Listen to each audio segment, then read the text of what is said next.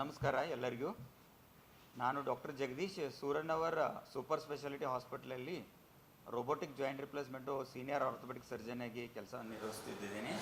ಇವತ್ತಿನ press meet ಕರೀಲಿಕ್ಕೆ ಏನು ಕಾರಣ ಅಂತಂದರೆ, ನಾವು ಬೆಲ್ಗಮ್ನಲ್ಲಿ ಪ್ರಪ್ರಥಮ ಬಾರಿಗೆ ಅತ್ಯಾಧುನಿಕ ತಂತ್ರಜ್ಞಾನದ ರೋಬೋಟಿಕ್ ಜಾಯಿಂಟ್ ರಿಪ್ಲೇಸ್ಮೆಂಟನ್ನು ಶುರು ಮಾಡಿದ್ದೀವಿ.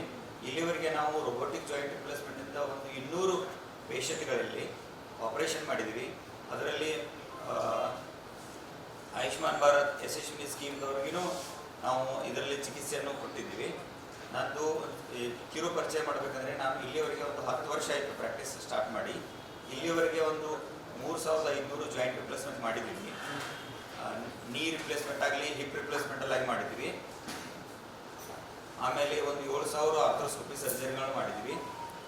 ಇದು ನೀ ರಿಪ್ಲೇಸ್ಮೆಂಟು ರೋಬೋಟಿಕ್ ತರಲಿಕ್ಕೆ ಏನು ಕಾರಣ ಅಂತಂದರೆ, ಈ ರೋಬೋಟಿಕ್ ರಿಪ್ಲೇಸ್ಮೆಂಟಿಂದ ಮಾಡಿಸ್ಕೊಂಡ್ರೆ ಜನರಿಗೆ ತುಂಬ ಕಡಿಮೆ ನೋವು ಇರುತ್ತೆ, ಆಮೇಲೆ ಟಿಶ್ಯೂ ಡ್ಯಾಮೇಜ್ ಕಡಿಮೆ ಇರುತ್ತೆ. ಫಾರ್ ಎಕ್ಸಾಂಪಲ್, ನಾವು ನೀಯನ್ನು ಮ್ಯಾನ್ಯುವಲ್ ಮಾಡೋದ್ರಿಂದ ರೋಬೋಟಿಕ್ ಮಾಡೋದ್ರೆ ಏನು ವ್ಯತ್ಯಾಸ ಅಂದರೆ, ರೋಬೋಟಿಕ್ ಮಾಡೋದ್ರಿಂದ ಟಿಶ್ಯೂ ಕಟ್ಟಿಂಗ್ ಕಡಿಮೆ, ರಕ್ತಸ್ರಾವ ಕಡಿಮೆ ಆಗುತ್ತೆ, ಆಮೇಲೆ ಸಾಫ್ಟ್ ಟಿಶ್ಯೂ ಇಂಜುರಿ ಕಡಿಮೆ ಇರುತ್ತೆ. ಆಮೇಲೆ ಈಗ ನಾವು ಮನುಷ್ಯ ಇಂಪ್ಲಾಂಟನ್ನು ಹಾಕಬೇಕಾದ್ರೆ ಕೆಲವೊಂದು ಹ್ಯೂಮನ್ ಎರರ್ಸ್ ಅಂತ ಆಗುತ್ತೆ. ಹೀಗೆ ಒಂದು ಕಡೆಗೆ ಹಾಕ್ಬೋದು. ಬಟ್ ರೋಬೋಟಿಕ್ ಹಾಕೋದ್ರಿಂದ ಅದೇನಂದರೆ ಕರೆಕ್ಟಾಗಿ ಅಲೈನ್ಮೆಂಟ್ 90 ಡಿಗ್ರಿಲಿ ಹಾಕೋದ್ರಿಂದ ಅದ್ರದ್ದು ಆಯುಷ್ಯ ತುಂಬ ಬರುತ್ತೆ.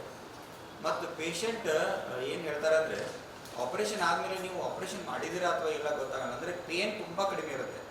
ಮತ್ತು ನೀವು ಒಂದು ಕೇಳಿರ್ಬೋದು, ನೀ ರಿಪ್ಲೇಸ್ಮೆಂಟ್ ಆದಮೇಲೆ ಈಗ ಅಪ್ಪಚಪ್ಪಳ ಹಾಕ್ಕೊಂಡಿರೋದು ಇಂಡಿಯನ್ ಟಾಯ್ಲೆಟ್ ಕೊಂಡ್ರೆ ಬರಲ್ಲ. ಬಟ್ ರೋಬೋಟಿಕ್ ಮಾಡೋದ್ರಿಂದ ಹೈ ಫ್ಲೆಕ್ಷನ್ ಕೊಟ್ಟು ಜನ ಹೀಗೆ ಅಡಿಗಾಲು ಇಟ್ಕೊಂಡು ಕೂತ್ಕೋಬೋದು.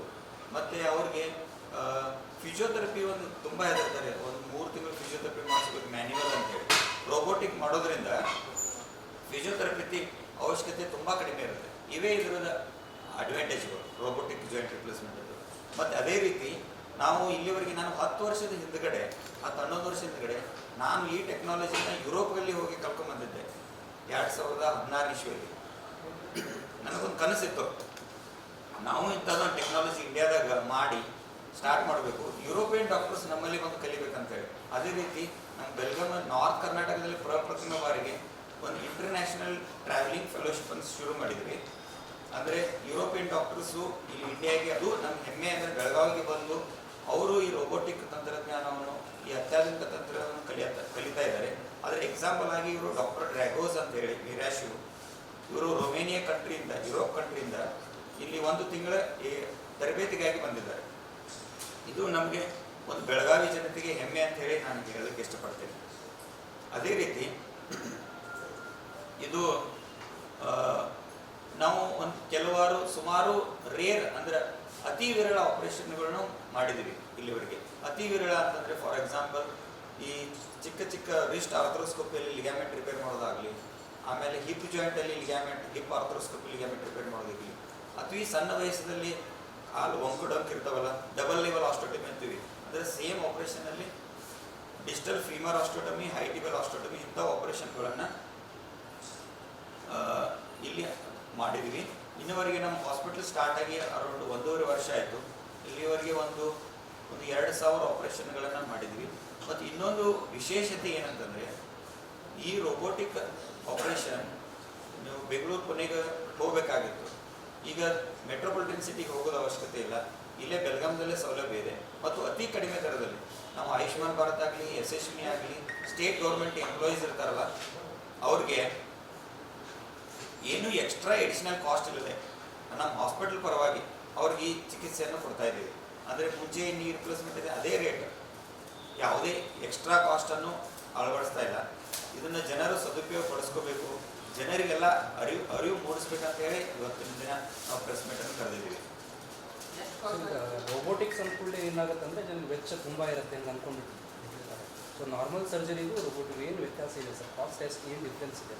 ಫಸ್ಟ್ ಆಫ್ ಆಲ್ ಕಾಸ್ಟಲ್ಲಿ ಏನೂ ವ್ಯತ್ಯಾಸ ಇಲ್ಲ. ಯಾಕಂದರೆ ಇದು ನಮ್ಮದು ಒಂದು ಇಕ್ವಿಪ್ಮೆಂಟ್. ಆ ಇಕ್ವಿಪ್ಮೆಂಟ್ ಜನರಿಗೆ ಅನುಕೂಲ ಆಗಲಿ ಅಂತ ಹೇಳಿದ್ರೆ ಇದು ಉದ್ದೇಶವಾಗಿ, ಇದರಿಂದ ದುಡ್ಡು ಮಾಡಬೇಕು, ಎಕ್ಸ್ಟ್ರಾ ಅಮೌಂಟ್ ತೊಗೋಬೇಕು ಅಂತ ಮಾಡಿದ್ದಲ್ಲ. ಯಾಕಂದರೆ ಈ ಸಮಾಜದಲ್ಲಿ ಈಗ ರೈತಾಪಿ ಜನ ಇರ್ತಾರೆ, ಅವ್ರಿಗೆ ಪುನಃ ಬೆಂಗಳೂರಿಗೆ ಹೋಗಿ ಆಪರೇಷನ್ ಮಾಡೋಕ್ಕಾಗಿಲ್ಲ. ಯಶಸ್ವಿನಿ ಸ್ಕೀಮ್ ಇದೆ, ಅದರಲ್ಲಿ ಫ್ರೀಯಾಗಿ ನಾವು ಆಪರೇಷನ್ ಮಾಡ್ತಾ ಇದ್ದೀವಿ. ಆಮೇಲೆ ಆಯುಷ್ಮಾನ್ ಭಾರತದಲ್ಲೂ ಮಾಡ್ತಾ ಇದ್ದೀವಿ, ಕಾಸಾ ಸ್ಕೀಮಲ್ಲಿ ಮಾಡ್ತಾ ಇದ್ದೀವಿ. ಇದರಿಂದ ಏನಾಗ್ತಾ ಇದೆ ಅಂದರೆ ಅವ್ರಿಗೆ ಹೊರೆ ಆಗೋದಿಲ್ಲ.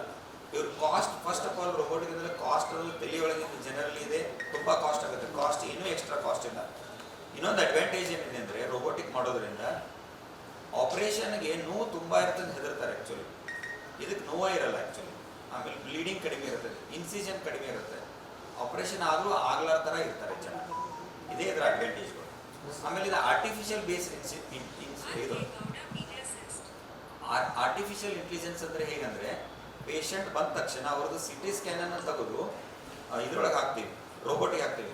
ರೋಬೋಟ್ ಅಂದರೆ ನಾವು ಇನ್ಸಿಷನ್ ಅಷ್ಟೇ ನಾವು ತೆಗೋದು, ಅದು ಕಟ್ಟಿಂಗ್ ಗಿಟ್ಟಿಂಗ್ ಎಲ್ಲ ಅದೇ ಮಾಡೋದು ಅಕ್ಯುರೇಟ್ ಆಗಿ. ಫಾರ್ ಎಕ್ಸಾಂಪಲ್ ಈಗ ನೀವು ನೀ ನೋಡ್ಬೋದು, ಈಗ ನೀ ರಿಪ್ಲೇಸ್ಮೆಂಟ್ ಇದು ಆರ್ಟಿಫಿಷಿಯಲ್, ಇದು ನಾರ್ಮಲ್ ನೀ. ಇದಕ್ಕೆ ಈಗ ಕಟ್ ಮಾಡಬೇಕಾಗುತ್ತೆ. ಇದು ಕಟ್ಟಿಂಗ್ ಎಲ್ಲ ಬರ್ರಿಂದ ಅಕ್ಯುರೇಟ್ ಆಗಿ ಮಾಡುತ್ತದೆ. ಅದು ಅಕ್ಯುರೇಟ್ ಆಗಿ ಮಾಡೋದ್ರಿಂದ ಇಂಪ್ಲಾಂಟ್ ಕರೆಕ್ಟಾಗಿ ಕೂತ್ಕೊಳ್ಳುತ್ತೆ. ಆಮೇಲೆ ನಾವು ಕೈಲಿ ಮಾಡೋದ್ರಿಂದ ತುಂಬ ಕಟ್ ಮಾಡಬೇಕಾಗುತ್ತೆ, ಬ್ಲೀಡಿಂಗ್ ಜಾಸ್ತಿ ಆಗುತ್ತೆ, ಸಾಫ್ಟ್ ಟಿಶ್ಯೂ ರಿಲೀಸ್. ಅದರಲ್ಲಿ ಕಟ್ಟಿಂಗ್ ಆಗಲ್ಲ, ಜಾಸ್ತಿ ಕಟ್ಟಿಂಗ್ ಆಗಲ್ಲ, ಮತ್ತು ಇಂಪ್ಲಾಂಟ್ ಅಕ್ಯುರೇಸಿಯಾಗಿ ಕೊಂಡಿರುತ್ತೆ ಸೈಜ್. ಇನ್ನೊಂದು ನಾನು ಎಷ್ಟೋ ಜನ ಒಂದು 3000 ಮ್ಯಾನ್ಯುವಲ್ ಮಾಡಿದ್ದೀನಿ, ಇನ್ನುವರೆಗೆ ಒಂದು 200 ರೋಬೋಟಿಕ್ ಮಾಡೋದ್ರಿಂದ ಪೇಷಂಟ್ ಏನು ಹೇಳಿದ್ದಾರೆ ಅಂದರೆ ರೋಬೋಟಿಕ್ ಮಾಡಿದ್ರೆ ಸರ್ ನೀವು ಈ ಕಾಲ್ ಮ್ಯಾನ್ಯುವಲ್ ಮಾಡಿದ್ರಿ, ಈ ಕಾಲ್ ರೋಬೋಟಿಕ್ಕಿಂದ ಮಾಡಿದರೆ ಸಾರಿ ನಮ್ಗೆ ಜಾಯಿಂಟ್ ಫಾರಿನ್ ಜಾಯಿಂಟ್ ಅನಿಸಲ್ಲ, ನಮ್ಮದೇ ಓನ್ ಜಾಯಿಂಟ್ ಅನಿಸುತ್ತೆ ಅಂತ ಫೀಲಿಂಗ್ ಬರ್ತದೆ ಅಂತ. ಅಂದರೆ ಒಂದು ಅಬ್ನಾರ್ಮಲ್ ಆಗಲಿ ಒಂಥರ ಏನೋ ಸ್ಯಾಟಿಸ್ಫ್ಯಾಕ್ಷನ್ ರೇಟ್ ಮ್ಯಾನ್ಯುವಲಿಂದ 80% ಇದೆ ಯಾರೇ ಮಾಡಿದ್ರು ಜಗತ್ತಲ್ಲಿ. ಇದನ್ನು 100% ತೊಗೊಂಬರ್ಬೇಕಂತ ಹೇಳಿ ಆರ್ಟಿಫಿಷಿಯಲ್ ಇಂಟೆಲಿಜೆನ್ಸಿಂದ ಇದನ್ನು ರೋಬೋಟಿಕ್ ಕಂಡು ಹಿಡಿದಿದ್ದಾರೆ. ಅಂದರೆ ಪೇಷಂಟ್ 100% ಎಕ್ಯುರೇಸಿ, ಪೇನ್ ಇರಲ್ಲ, ಏನೂ ಇರಲ್ಲ. ಇದೇ ಅದರದ ಅಡ್ವಾಂಟೇಜ್.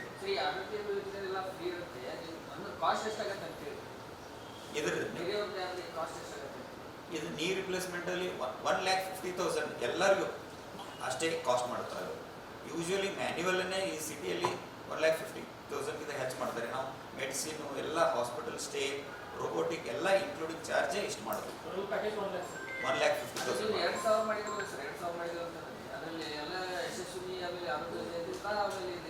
ಯಶಸ್ವಿನಿ ಆರೋಗ್ಯ ಯೋಜನೆಯಲ್ಲಿ ಜಾಸ್ತಿ ಇದೆ. ಇನ್ನೊಂದು ನಿಮಗೆ ಹೇಳಬೇಕಂದ್ರೆ ಇನ್ನೊಂದು ವಿಶೇಷತೆ ಅಂದರೆ ನಾನು ಈ ನಾರ್ತ್ ಕರ್ನಾಟಕದ ಭಾಗಲೇ ಅತಿ ಹೆಚ್ಚು ಆಯುಷ್ಮಾನ್ ಮತ್ತು ಯಶಸ್ವಿನಿ ಯೋಜನೆ ಮಾಡಿದ್ರಿಂದ ಸರ್ಕಾರ ಆರೋಗ್ಯ ಮತ್ತು ಕುಟುಂಬ ಇಲಾಖೆಯನ್ನು ಗುರುತಿಸಿ ಅವರೇ ಕಾಲ್ ಮಾಡಿದ್ರು. ಹರ್ಷಗುಪ್ತಾ ಇವರಿಂದ ಆರೋಗ್ಯ ಕುಟುಂಬ ಕಲ್ಯಾಣ ಇಲಾಖೆಯಿಂದ ನಂಗೆ ಮೆಂಟರ್ ಸರ್ಜನ್ ಅಂತ ಮಾಡಿದ್ದಾರೆ. ಮೆಂಟರ್ ಸರ್ಜನ್ ಅಂದರೆ ಏನಂದರೆ ಗೌರ್ಮೆಂಟ್ ಅಪಾಯಿಂಟ್ ಮಾಡಿದ್ರು ಪ್ರೈವೇಟ್ ಡಾಕ್ಟ್ರನ್ನ, ನೀವು ತುಂಬ ಕೇಸಸ್ ಮಾಡ್ತೀರಾ, ನೀವು ಹಾವೇರಿ, ಬಾಗಲಕೋಟು, ಬಿಜಾಪುರ ಅಂತಲ್ಲಿ ಹೋಗಿ ಜಿಲ್ಲಾ ಆಸ್ಪತ್ರೆಗೆ ಹೋಗಿ ನೀವು ಆಪರೇಷನನ್ನು ಮಾಡಿ ಅವ್ರಿಗೂ ಕಲಿಸಿ ಗೌರ್ಮೆಂಟ್ ಡಾಕ್ಟರ್ಗೆ ನಿಮಗೆ ಒಂದು 10,000 ಒಂದು ಆಪ್ರೇಷನ್ ಕೊಡ್ತೀವಿ ಅಂತ ಹೇಳಿದ್ರು. ಆಯಿತು ನಾನು ಅಂತೇಳಿ ಬೇರೆ ಬೇರೆ ಜಿಲ್ಲೆಗಳಿಗೆ ಹೋಗಿ ನಾನು ಟ್ರೈನಿಂಗ್ ಕೂಡ ಮಾಡ್ತೀನಿ. ನನ್ನ ಮೇನ್ ಉದ್ದೇಶ ಏನಂತಂದರೆ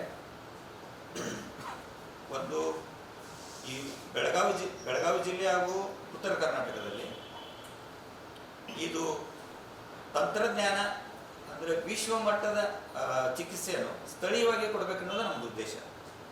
ಅಂದರೆ ಯಾವುದೇ ಟೆಕ್ನಾಲಜಿ ಇರಲಿ, ಇಲ್ಲಪ್ಪ ಇವರು ಬೆಳಗಾವಿ ಜಿಲ್ಲೆಯಲ್ಲಿ ಇದಿಲ್ಲ ಹೊರಗಡೆ ಹೋಗಿ ಮಾಡಿಸ್ಕೊಂಡು ಬರ್ಬೇಕಂತ ಹಂಗಿಲ್ಲ.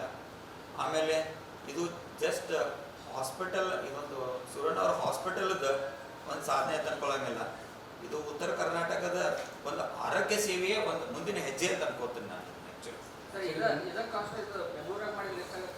ಇದೊಂದು 4,50,000 ಮಾಡ್ತಾರೆ ಒಂದು ಕಾಲಿಗೆ. ತುಂಬ ಡಿಫ್ರೆನ್ಸ್ ಇದೆ ಸರ್. ಈಗ ಡಿಫ್ರೆನ್ಸ್ ಏನಂದ್ರೆ ಈಗ ನೀವು ಮ್ಯಾನುವಲ್ ಮಾಡಿದ್ರೆ ಎಷ್ಟು ಬೆಡ್ ರೆಸ್ಟ್ ತೊಗೊಳ್ಬೇಕು, ರೋಬೋಟಿಕ್ಸ್ ಮಾಡಿದ್ರೆ ಎಷ್ಟು ನಾನು ಬೆಡ್ ರೆಸ್ಟ್ ತೊಗೊಳ್ಬೇಕು? ಬೆಡ್ ರೆಸ್ಟ್ ಇದೊಂದು ಆ್ಯಕ್ಚುಲಿ ಏನಂದರೆ ಮ್ಯಾನ್ಯುವಲ್ ಮಾಡಿದರೆ ಒಂದು 3 to 4 days ಪೇನ್ ಅಂತಿರ್ತಾರೆ, ಪೇಷಂಟ್ ಮಡಚಲಿಕ್ಕೆ ನಡೆದಾಡಲಿಕ್ಕೆ ಆಗಲ್ಲ. ರೋಬೋಟಿಕ್ ಮಾಡೋದ್ರಿಂದ ವಿದಿನ್ 6 hours ಪೇಷಂಟ್ ಆಪರೇಷನ್ ಆದಮೇಲೆ ಎದ್ದು ತಾವೇ ಬಾತ್ರೂಮ್ ಹೋಗೋದು. ಅಂದರೆ ಸ್ಪೈನಲ್ ಅನಸ್ತೇಷಿಯಾ ವೇರ್ ಆಫ್ ಆದಮೇಲೆ ಇಮಿಡಿಯೇಟ್ ಎದ್ದು ನಡೆದಾಡ್ತಾರೆ.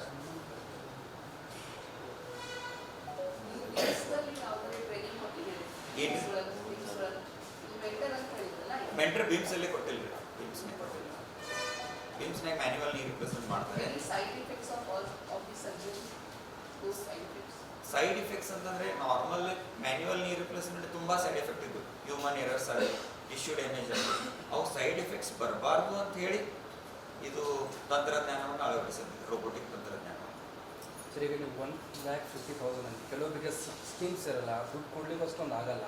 ಸೊ ಅಂಥವ್ರಿಗೆ ಏನಾದರೂ ನೀವು ಡಿಸ್ಕೌಂಟ್ ಯಶಸ್ವಿನಿ ಕಾರ್ಡ್ ಇದ್ರೆ ಕಂಪ್ಲೀಟ್ಲಿ ಫ್ರೀ ಮಾಡಬೇಕು. ಯಶಸ್ವಿನಿ ಕಾರ್ಡ್ ದುಡ್ಡು ಕೊಡೋಕ್ಕಾಗಲ್ಲ, ಅವ್ರು ಕಂಪ್ಲೀಟ್ಲಿ ಫ್ರೀ ಮಾಡಬೇಕು. ಫಾಲೋಅಪ್ಸ್ ಎಷ್ಟು ಇರುತ್ತೆ ಸರ್? ಸಾರಿ, ಫಾಲೋಅಪ್ಸ್ ಎಷ್ಟು ಇರುತ್ತೆ? ಫಾಲೋಅಪ್ಸ್ ಹೆಂಗೆ ಮಾಡಬೇಕು? ಫಾಲೋ ಪೇಷಂಟ್ಸ್ ಅಂದರೆ ಆಪ್ರೇಷನ್ ಆದ ನಂತರ ಎಷ್ಟು ಜನ, ಅಂದರೆ ಎಷ್ಟು ಸಲ ಫಾಲೋಅಪ್ಸ್ ಮಾಡಬೇಕಂತ? ಎಷ್ಟು ಫಾಲೋಅಪ್ ಅಂದರೆ ಆಪರೇಷನ್ ಆದಮೇಲೆ 2 ಡ್ರೆಸ್ಸಿಂಗ್ ನಮ್ಮಲ್ಲಿ ಆಗುತ್ತೆ. ಒಂದು 12th ಡೇ ಸೂಚರ್ ನಿಮಗೆ ಬರ್ತಾರೆ, ಆಮೇಲೆ ಎವ್ರಿ 3 ಮಂತ್ಸಿಗೆ 2 ಸಲ ಬರ್ತಾರೆ, ಆಮೇಲೆ ಇಯರ್ಲಿ 1 ಸಲ ಬರ್ತಾರೆ. ಅಂದರೆ ಇನ್ನೊಂದು ವಿಶೇಷ ಹೇಳಬೇಕಂದ್ರೆ WHO ವರ್ಲ್ಡ್ ಹೆಲ್ತ್ ಆರ್ಗನೈಸೇಷನ್ ನೀವೆಲ್ಲ ಕೇಳಿದಿರಿ, among all the surgery of the human body best operation in the world is hip replacement ಹೇಳ್ತಾರೆ. Best operation among all the surgery. Second best operation ಅಂದರೆ ಕ್ಯಾಟ್ರಾಕ್ಟ್ ಸರ್ಜರಿ ಹೇಳ್ತಾರೆ. Third best operation ಅಂದರೆ knee replacement. ಅಂದರೆ results are very good. ಈಗ ಎಷ್ಟೋ ಒಂದು 1000 ಆಪರೇಷನಲ್ಲಿ ಫಸ್ಟ್ನೇದು ಮತ್ತು ಥರ್ಡ್ನೇದು ಆರ್ಥೋಪೆಡಿಕ್ ಇದು ರೋಬೋಟಿಕ್ ಇರೋದ್ರಿಂದನೇ ಬೆಸ್ಟ್ ಆಪರೇಷನ್. ಪೇಷಂಟ್ ಸ್ಯಾಟಿಸ್ಫ್ಯಾಕ್ಷನ್ ತುಂಬ ಒಳ್ಳೆಯದಿದೆ.